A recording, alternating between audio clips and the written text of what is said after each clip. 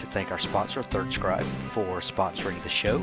ThirdScribe is a place where authors can connect with readers, and authors can have a full blogging platform, bookstore. It takes care of all the things that an author needs to get their work and everything that they do out in front of readers. And it also allows readers to connect with the authors that they love. So check out ThirdScribe.com. Also, you've heard us talk a lot about it, but it's finally here. Apocalypse Weird launches this month, February 23rd, with 5 books launching in one day. It's going to be incredible. Nothing like this has ever been done in indie publishing, and it's going to be something for readers to love, for you to collect, for you to get involved with and see this ever-growing universe. And it's going to be phenomenal. So I hope you'll join us. Go to apocalypseweird.com and sign up today so that you can be on the mailing list to get all of the new information as it comes out daily. apocalypseweird.com.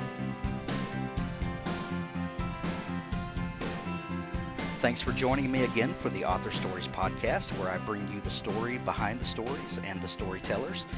This week I have a very special guest. My guest this week is Simon Whistler, who is also the host of another podcast, the Rocking Self-Publishing podcast. And if you follow publishing or self-publishing at all, you have probably heard at least an episode of Simon's podcast. But Simon also is the author of a book called Audiobooks for Indies, the one-stop guide for authors looking to make more money selling audiobooks. And Simon is well equipped to write this book because Simon is also the narrator of many audiobooks. So thank you for joining me this morning, Simon, or afternoon as you are. Yeah, about 4 o'clock in the afternoon here in Central Europe. It's great to be on. Thanks for having me. Well, thank you. I like to start each interview, Simon, by asking my guests to just give us a little info about them and tell us kind of how you got started in this whole publishing business. I think my story is probably a bit untraditional, I guess. I was not an author. I was an audiobook narrator, and it all started, I guess, like maybe even 4 years ago now, when I was a student at university, and I was kind of looking to do part-time work that wasn't, working in a bar or, the usual student work things. And I think I turned to Google and I searched, how do I make money with my voice? Because my friends have been, Simon, you have a nice voice. You could do something with that. So, of course, Google is your friends, and I go over there, and that leads me to buying a $15 microphone, recording some tapes into Audacity on my old desktop PC, thinking about it now, and sending that off to agents that I found on the first page of Google. Some guy picked me up off that $15 microphone sample and was like, you might need to do something about that. But I was like, there's potential here. And so I kind of got started narrating for, basically he put me in touch with books that were going, he was kind of like an agent, so connecting me with books through small presses. I did some that are, I guess, pretty dry reads. I think the first one I did was Coping with Your Hiatus Hernia. So that was a real thriller. And I'll bet. and I went on to there to some more, something a bit more interesting. I think I moved up to reading body language, which was actually kind of fun. And eventually moved on to more interesting nonfiction and fiction by essentially kind of this whole self-publishing thing was taking off. And I got onto Amazon, basically going through listings of big books, seeing who was indie published by, did they have a publisher of a name I recognized?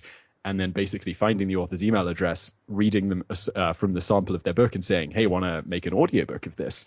And that's really how I got into the indie world. This was there's kind of a huge time gap here. I should probably mention this 4 years ago was when I first started doing this. Then I kind of took maybe 2 years of not really doing anything. I did a post-grad degree. I did a bunch of traveling, and then I came back to it post-traveling with the same thing. I don't really want to work a regular job. What can I do now? Right. And so I emailed. This was when I was emailing the self-publishers with samples, and that did really well. I was quite surprised that the response I got from that. Did that for a while, then kind of thought, these people are really interesting. Like doing an audiobook, you have a bunch of back and forth with the author. And this whole industry was like exploding, and still is, and still will continue to.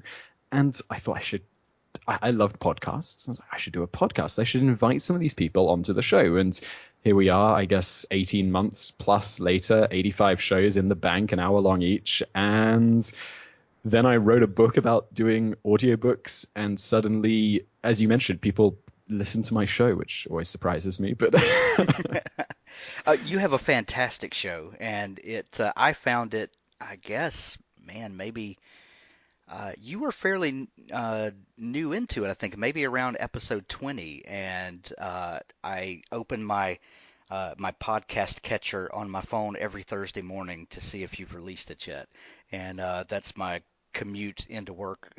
Listen, for the day, and you have a great wide range of authors that you're able to get on, and it's a fantastic show, and I'll definitely put links to the show notes in there. well, Uh, thank you very much. but you went out and started finding authors to work with, which is kind of backwards, I think, to the way most authors think that the audiobook project begins. We think of going to ACX and putting up a script and seeing what comes back. But you took a different approach. You actually went and solicited authors to try to strike a deal with them.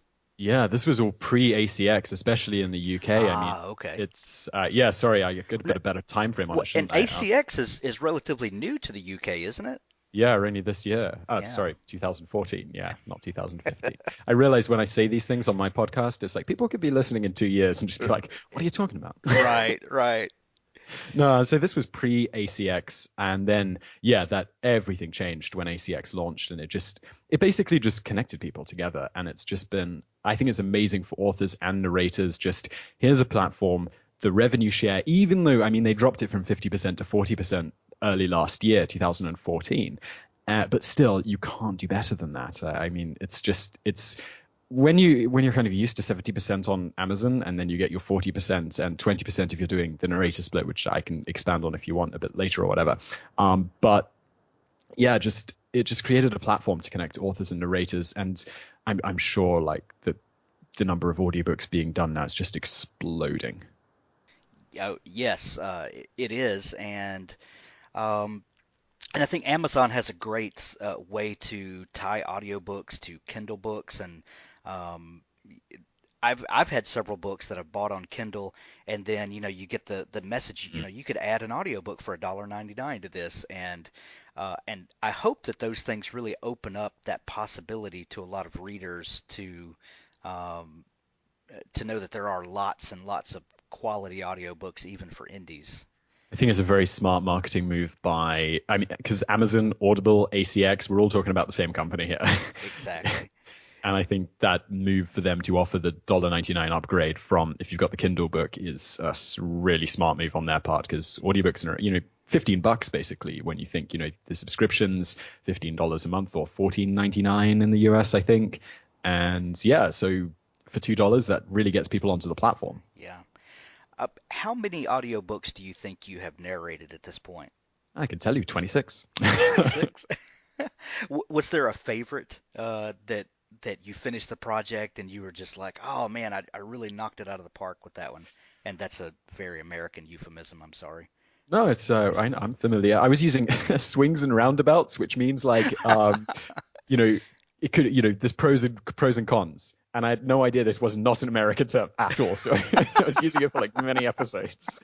No, I know knock it out of the park. I think in terms of fiction, I did this short piece called Titanic with Zombies, which was written by a chap called Richard Brown, and it's only about 4 hours long. It's not a brilliant seller or anything, but it had these it was set around, obviously the time of the Titanic, so early 20th century. It had like a cast of American and British characters from all different walks of life. So 1 minute I'd be doing, very proper British man. And then literally within the next line of dialogue would be Southern American woman, which was a complete challenge. I was interviewed on the podcast that Richard Brown hosts with another guy called Jay Thorne. And we were just having a big laugh about the different accents in that book, and it was a challenge. But getting that done, I mean, that 4 hours took as long as a good 10-hour fiction book to do. Oh, That's amazing. You wouldn't want to give us a sample of I am your. not giving you a sample. I would. There's this amazing tool. I think it's called Groove Shark, and in there Yes. I found these. They're like language tapes, but accent tapes. So Oh it would be this wow. guy, and I can't remember his name. He's a very proper British man, and he was doing all of these different accents. So I'd go in there, and it was like Southern American, and oh, you're from the South, of course. And I was like, just trying to replicate it is such a challenge. Just Oh, repeating him back, and then going and doing the line of dialogue immediately and splicing it in. oh my gosh, that is so funny. I will If go. you listen to the sample of the book on Audible, you don't have to buy it just to hear me doing that. No, I'm going to buy it. I have to listen to this. That'll be my Monday morning sitting at my desk. Listen for the day. That I can't wait. Tell you what, send me a reminder, and I have still got some gift copies. I'll send you one. Oh, that would be amazing. Thank you. Simon, you mentioned that this 4 hour read was more like a 10-hour project, and I think that's a common misconception that a lot of people have is that, well, if the audiobook is 8 hours long, then you just sat down and you just read for 8 hours. Oh, then I'm a Uh, really well-paid man. what is the reality of actually putting an audiobook together? Just kind of give us a look into that process. Okay, first, disclaimer, it totally depends on the person, how experienced they are. But I can kind of give you a flavor because I've gone from total amateur to, I mean, I had no background in radio, no experience. I mean, the extent of my drama was, I was into theater at school and Yeah. university. But Well, other than that, I had not been in front of a microphone. and I would imagine the number of main characters it plays heavily into it as well. Little bit different to doing, a If we're stage talking production where you fiction, play yeah. one guy. Right, right. Right. So basically, I tend to do nonfiction. I find it easier. It's you can do a lot more in a shorter amount of time. So I could best tell you about nonfiction, then give you an idea about fiction afterwards, perhaps. Okay. So when I started out, I'd say for 1 hour of finished, and I still call it tape. I think I got into that early on. I mean, I wasn't doing it when there was tape, but people still call it tape in Right. the industry. So for like what they're called finished hours. So that's what you're talking about. There's 4 hours, the book's 4 hours, and it doesn't take the narrator 4 hours to record it. Let's say nowadays it would probably take me 6 to 7 hours. I probably screw up for at least 50%, which is low. When I was starting out, I was maybe 300%, 400%. So for 1 hour of finished stuff, I would record for 3 hours. And then there's the editing process, which takes probably twice as long as the recording process. And then, of course, there's the proofing process, which takes maybe time and a half. And then there's follow up with the author. There's mastering, which takes maybe half of the time that it took to record the book. So I guess overall you're talking 4 to 5 times as long as the actual length of the book for an experienced narrator. Wow. And how different is fiction from nonfiction in that scenario? I think because I'm definitely still a beginner in fiction, absolutely. I would be the first to admit that, but I would guess once you're better at it, it would still take you longer than nonfiction, but not wildly longer. For me right now, it's maybe 2 or 3 times as long. So I'm still at that. It'll be 2.5 hours of recording to get 1 hour of finished tape, one finished hour. Wow. So during this time that you were getting started in narrating audiobooks, uh, what else were you doing? What was your day job during this time, so to speak? It varied. I mean, when I first started doing it, I was actually doing a bit of traveling. I started as a student, then I went back to school and kind of left it doing while I was doing my postgrad. Then I did a bunch of traveling post university, and I started picking up as well as in fact more than audiobooks. In the end, was just doing voiceover work, bits of voiceovers for video tutorials, voiceovers for corporate videos. Even those things where it's like, you've called widget company Z, leave a message, that kind of stuff. And just picking up bits of freelancing. Then I got into making tutorial videos pretty heavily and sort of recording those. And obviously that was something that, a nice voice and, a clear speaker certainly helps for. And so I did that for a while. I guess audiobooks they've always been a part of my income, but I've always kind of done other things on the side. It's always been supplemented, but that's not to say you can't solely do audiobooks. I know people absolutely do, and you can make a living as a narrator, but it's never been. I'm also one of these people who I need to have more than one thing going on. And as much as I love reading different books and editing things and making it all nice and producing a finished product, I also need to have a podcast. I also need to write. I also need to do all these other things and talk to Right. you on a Saturday afternoon, this kind of stuff. Right. I, I might have stumbled across some YouTube videos that the narrator sounded exactly like Simon Whistler. Oh yeah, there's a good few hundred. I thought so. I thought so. Was it Uh, telling you how to do something, or was it I think entertainment, or?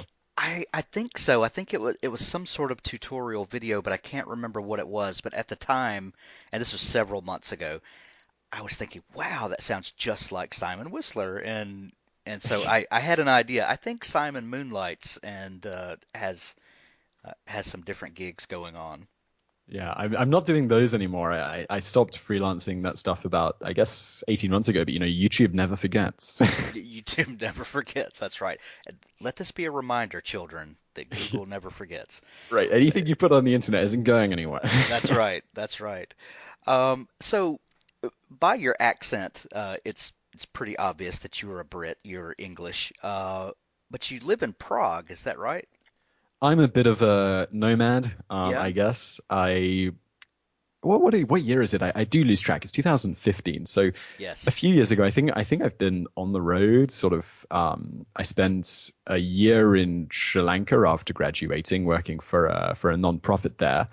Wow. Then I came to Czech Republic for a while, where I am now in Prague. I spent some time in Mexico, and then recently, or not so recently, I came back here. Yeah, so I've always had itchy feet. I guess I'm kind of mid to late 20s now, and I guess early 20s you go out and, or at least I felt the need to go out and explore some places and yeah, just see what the world was about, I guess. Do you feel like your world travels has informed especially your ability to do your podcast, where you connect with people from all over the place? Do you think that has helped? I think it's helped. I mean, I'd have never done the podcast if I wasn't traveling, because I think something that I'm very much into is work from, if I can open my laptop, I should be able to work. So Right. whether that's a coffee shop or my desk or somewhere I've kind of settled down, wherever I go, that should be a reality. And I do base things around that. And a podcast is certainly something that conforms to that. And I think, yeah, traveling does allow you to kind of open your mind to being able to, you're sitting in an airport and there's someone sitting across from you and you could strike up a conversation because your flight's delayed 6 hours. I think, or you're on a flight or you're in a hostel or you're on a beach somewhere and you can just connect with people. And I think especially solo travel, which is mostly what I've done, really does, yeah, it makes you kind of very open to connect with people. I think that is something I've parlayed into podcasting. And it's a really unique time that I don't. Well, I know there's never been a time in the history of the world where you could live in Prague or Mexico or wherever, Sri Lanka, and still be connected to the rest of the world and still carry on regular business, with the exception of some time shift. This is a really crazy time that we live in. I think what turned me onto it, and it's almost like not a cliche, but so many people say it, was the 4 Hour Work Week by Tim Ferriss, where he was talking about, build Yeah. something online, go live in a country where it's cheaper, and it just gives you that whole a greater amount of flexibility to, you don't need to spend 40 hours a week working as a freelancer. You can experiment with starting a podcast on the side because your cost of living is lower. Right. Uh, so tell me about the podcast. How did it come about? Because admittedly, you said that you uh, were not an author. You didn't come at it from that angle, but you immediately built this great platform where you attract all these authors, and you built a really well-oiled machine here. How did you come into podcasting, and especially podcasting about self-publishing of all things? Well, like I said, it was just recording these audiobooks for indie authors, and I thought that, just these people are interesting. I love it. Was kind of I definitely wanted to start a podcast, and it was sort of, what podcast do I want to start? And I didn't want to just go out and do something random that I didn't really have a passion for. Honestly, I feel like I develop a passion for a lot of things, but I was already doing this. I already knew this was a cool upcoming topic that people were really into, and I saw that there were some other great podcasts out there already, and I thought maybe I could bring the kind of old school, long form, free form interview to this space. And I thought, yeah, let's just give it a go. And in terms of building the audience, it was, I think I just had some just amazing luck getting great people to come and talk to me. I reached out to some people on Kboards, which is maybe your audience know is just this great author forum, and they said, hey, I want to do like this long form interview podcast. And right out of the gate, some amazing people responded to me, and then I kind of grew that from those people to just being able to reach out to people and say, hey, listen, I'm doing a podcast, I've had these people on, do you want to come on my show? And 90% of the time people are like, yeah, absolutely, when? And I'm kind of still amazed that it is quite so easy to just persuade people to come on and give me an hour of their time to basically just share value with my audience, which is just great. I have had a very similar experience, and you're absolutely right. The amount of people that are willing to carve out a chunk of time to give to you and to give to the greater audience at large is just amazing. And it really is about just being brave enough to ask. And when you ask, people more times than not say, yes, of course I will. And it's it's a fantastic community that is willing to just give so freely and openly with their time for one another. I think it kind of says something about the whole self-publishing, or even publishing at large community, that this kind of extraordinary generosity. And honestly, I'm not surprised that you've come across the same thing, because it's just, why would it be any different for you? Why would it be any different from my experience? People are just willing to give their time and share what they know. And I think something I've heard a bunch, and something I absolutely subscribe to, is the idea of cooperation rather than competition. There are enough readers for everyone. Someone coming on and laying out exactly how they did something on a podcast to thousands of people or whatever is not going to mean they're going to sell less books. That's right. That's right. And we had this conversation, another person I was talking to recently, that we're not vying for each other's audience. We're competing against YouTube and Netflix and all those things for readers. And the more readers we bring into the fold, the more all of us benefit. Yeah, I completely agree. Yeah, you bring people to Amazon. If one author brings someone to Amazon and to Kindle, then they're going to read other people's stuff. That's right. That's right. So, how many episodes of the podcast are you up to now? I just wrapped the recording of 86 a couple of days ago, so that'll be going out next Thursday. So, what is that? February the 12th, I guess? Yeah. Wow, that's great. Yeah, it's. I look back on it, and it's kind of like 85 episodes. So I remember listening to people when I first started podcasting, being like, "How did you get to 85?" Right. So where did the name come from? Totally taken from a friend of mine. He had a site called Rocking Book Covers. Yeah. Great, talented book cover designer called Adrius, and we were actually in a mastermind group together. And he was like, "Man, rocking self-publishing, just do it." And I was like, all right. There wasn't a great deal of thought into it or anything. We're not connected, just I thought that was a cool name, and he was like, take it. So I was like, okay. Awesome. How much time do you invest each week in this podcast? How much of it is etching into your workflow now? I think it's kind of like the audiobook narration, right?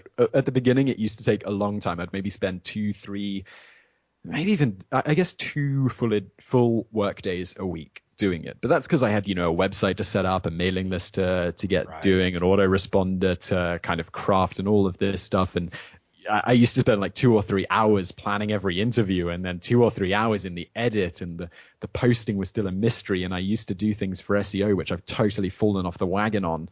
And but now I've kind of got it down. I have a fantastic assistant who helps me with the show notes called Angela McConnell. And so that's been an enormous time saver. I have a virtual assistant who helps me with the mixing and the mastering. And yeah, now it's down to maybe an hour of planning. I really like to do my research. I think when I first started it, I think, like I said earlier, I wanted to do the old school long form interview chats that you kind of used to hear on the radio and stuff. Right. And that requires a bit of research. I do still spend at least an hour researching and at least an hour listening afterwards and kind of cutting out anything that's a bit, because I want them to be 45 minutes to an hour. Right. And so sometimes it requires a bit of trimming, a bit of chopping, but generally now it's about half a day per episode, not taking into account all, the kind of regular website stuff and time in the inbox. Right. So you got into voice work, doing voiceover and book narration, which then led you to the podcast, and then I'm sure, like me, as you're doing these interviews, you are constantly learning from your interviewees, and you're picking up, nuggets of wisdom, and you are, thinking. The more you listen to successful people, the more you build your own confidence about doing things, and you eventually come to the idea to write a book about audiobooks. Yeah, audiobooks for indies. And when you read the subtitle there, that was like at the beginning, the one-stop guide for people who want to make more money selling audiobooks. I totally just wrote that out on the cover while I was kind of just putting it together. And then I kind of forgot about it. And then I was interviewed by Joanna Penn and she read it out. And I was like, well, I guess I'm stuck with that now. But I quite like it now. Yeah, I just want to say on the matter there of listening to experts and being able to talk to people for 85 episodes for an hour. This is one of the, I guess you see this as well, right? One of the huge things about having a podcast is you get to talk to people who, you could never get on the phone for an hour to pick their brain about self-publishing unless you had a podcast to put it out on the air. Exactly. And I think it's kind of, you get to consult with people who don't even do consulting, which is, right, I think, enormously an enormous kind of selfish power of the podcast. And also, I mean, obviously selflessly broadcasting it to everyone who listens. Right, exactly. But you get to decide where it goes.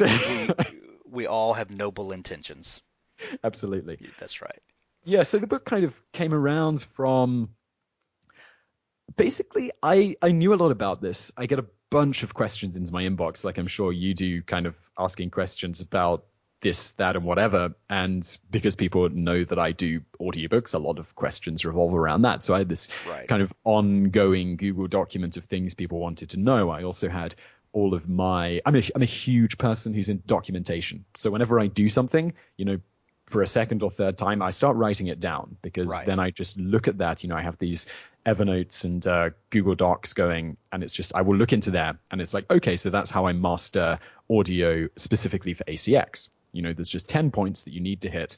And so I thought, that's pretty useful information if someone wants to tackle a book themselves, or even a narrator who's new to working with ACX. And it's just like, this will get it past the quality control for ACX. This is what you need to do. And I thought that would form, that could be a valuable part of the book. But I also kind of answer, as I mentioned, those questions that come into my inbox, like, should I royalty split? Should I pay up front? Should I go exclusive or non-exclusive? Should I even do an audiobook? And I just realized the most efficient way to kind of answer those questions wasn't necessarily through a podcast, which is my kind of preferred medium. Despite having a show about writing, I'm much more, I like to think, a more natural speaker than I am a writer. But it was time to, be an actual writer who hosts a writing podcast as well. That was definitely a part of it.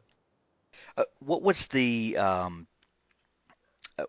process for writing the book for you? Did you just start collecting your notes that you had made all along, and then just kind of outline out where you were going, or did you just kind of craft a general narrative that you wanted to hit, and then fill in details? Like, how did that process work for you?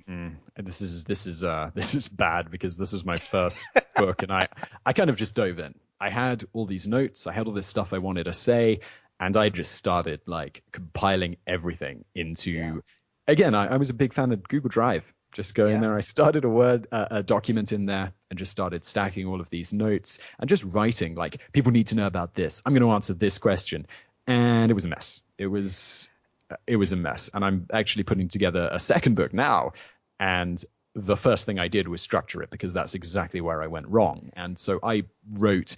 I mean, the book started out like 80,000 words or something insane, and I was just like, this is a book about audiobooks. It's not like, it's not some huge treatise. It's just, this is how you use ACX, basically. Right. And so I cut it down enormously. I sent it out to betas, and they were like, still need some work, Simon. And so I worked very closely and very heavily with a fantastic editor, Alida Wintenheimer I have to give her a plug of Word Essential. She was amazing. Just was like, okay, we need to put this in a proper structure, and this needs to go here, and this needs to go here, and it just started to come together. And while that was great, what really needed to happen was the book needed to start out with a structure. So I needed to know that I was going to hit these 5 topics, and this belongs in this section. And I could have done that if I had started with Scrivener or even a basic structure and said, okay, in here comes this, and then so I had, let's just take the paying for production chapter. So it was like, you want to pay for your audiobook up front. Okay, you need to have a bit about cost. You need to have a bit about royalty payments. You need to have a bit about contracts. You need to have a bit about proofing and how you're going to work with your narrator. Having that laid out from the beginning and then just kind of going into those sections and writing them would have saved me from having, 40,000 words of mess that I then had to structure into something. So starting this second book, the first thing I did was start with a structure and then go in, write bullet points, expand on the bullet points, grow those out, and kind of, I feel it's more like growing a tree that way, which is kind of a strange analogy, I guess, but it just seems much more organized.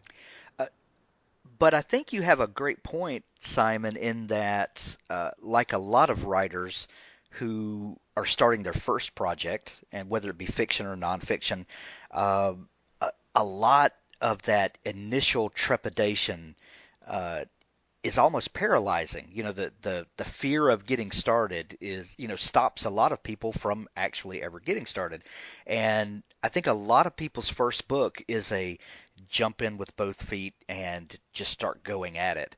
And then the second one, you understand the process a little better. But I don't think that is an uncommon experience at all with writers. I think we all have been through that a little bit at least. You must find the people on your show. It's like, yeah, I had my books that are still in my shelves or buried on my hard disk somewhere. Oh yes, oh yes. I didn't have one of those, so it was just brutal. Yeah, I didn't have any of those. It was just brutal. Okay, I need to get this fixed.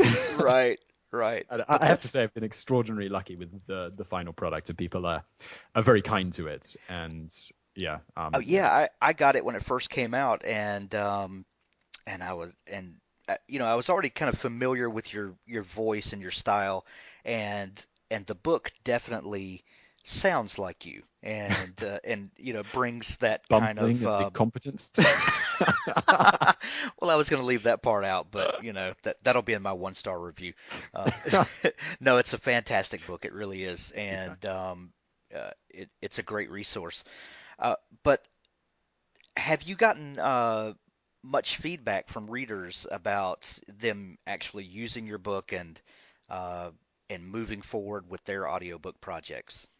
Yes, and I think importantly, some of that has been negative, not negative feedback on my book, but negative in like, I was going to do this and now I'm not. Because Ah, I really wanted to have the book lay it out like it is, because, ATX is a fantastic resource, but it's not impartial. And there's not a lot of impartial stuff, about there. They kind of say, you can choose whether you go royalty splits or paid for production, but really there are times where one is better than the other. I mean, it's always the author's decision, but I kind of wanted to, and I interviewed a bunch of people. Obviously, that's something I've done for my podcast. So I called previous guests who have had success with audiobooks, and they said, how did you feel about that? How did you feel about this? What worked for you?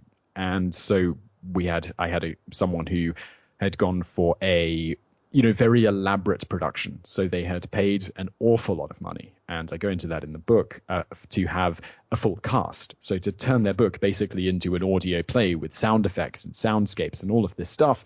And then largely discovered, and it's a beautiful piece of art, really. But to discover that that's not really what the Audible market, where that book is primarily retailing, what they really want. They kind of want a narrator doing different voices and kind of just delivering it so they can create the image in their head. And I think an audiobook is a read book.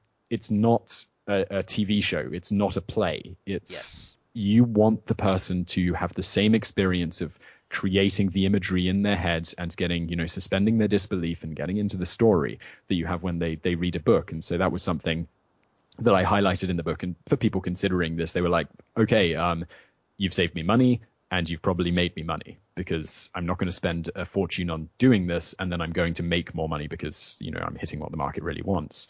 Right. And I guess other things about how to get a narrator, how to encourage ACX to give you the stipend, where they will pay the narrator $100 per hour out of their own pocket, and that will encourage better auditions on your book and really get a great crop of narrators to come and audition for your ebook. So just kind of, I'm making it sound really negative. I should spin some positive points here. It also kind of lays out how well you can expect to do. Sort of, it's very hard to say if a book is succeeding on Amazon that it will succeed on Audible, but I certainly try to look at some correlations, help people judge, is it the right time to do an audiobook? Is it the right amount of money to spend?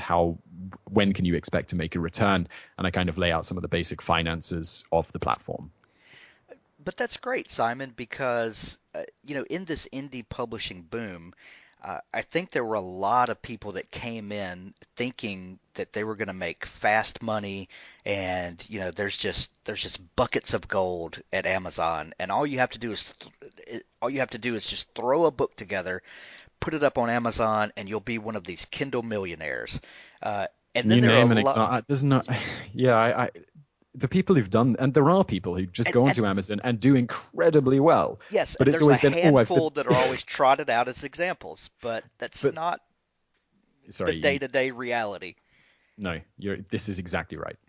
Yeah, and I think that and there's a culling of the herd going on right now. I think you can see that where some of these people that may have gotten into writing for maybe not all the right reasons are starting to leave out, and it's because we have people that are talking honestly about it and are painting a true picture of what's going on. And yes, this is a viable thing. This is an honorable thing to do. You can definitely write, you can self-publish, and you can still keep your integrity, and it's not selling out like Vanity Press was looked at years ago. And it was time for an honest voice to talk about audiobooks as well. Well, thank you. Yeah, I do believe that this, despite all the naysaying, I still think this is an incredible time to be an author. Yeah. You talked about the royalty split versus the pay the narrator flat fee. Do you have an opinion across the board that one is always better than the other? No, I don't think you can say it. It depends on the author situation. If you and also the narrator. Say if someone approaches me and their book has no reviews on Amazon and it's 16 hours of it's going to be 16 hours long and its sales rank is 670,000 and they want to do a royalty split, it doesn't really appeal. And that's something you certainly have to consider as an author, because maybe you can find a narrator that wants to take it on as a passion or a portfolio project. But you've got to understand that the narrator's putting a 16-hour book is going to be weeks of work to get that done, and if it's not going to make a return, then they're not really going to be interested. So there are situations where you need to pay upfront because of that. But then there's also the situation where you want to pay up front because your book has 7,000 reviews and it's going to absolutely crush it on audio because you want Right. to take the 40% home rather than the 20%. Because I should explain, if you work with the narrator, they are taking 50% of the share that you get from Audible and ACX. So essentially it breaks down, say there's a 100% figure to start with. ACX takes 60% of that. The author is left with 40%. And if you've paid for production up front, that 40% is yours to keep. If you've gone with a narrator to split the profits, so basically the book is produced by them up front, you don't lay out any cash ahead of time, but they'll get 20% and you'll get 20% for the first 7 years, which is a very long time. A very long time. And yes. Uh, you mentioned earlier that you're working on a second book now. Can you give us any insight into what that book might be?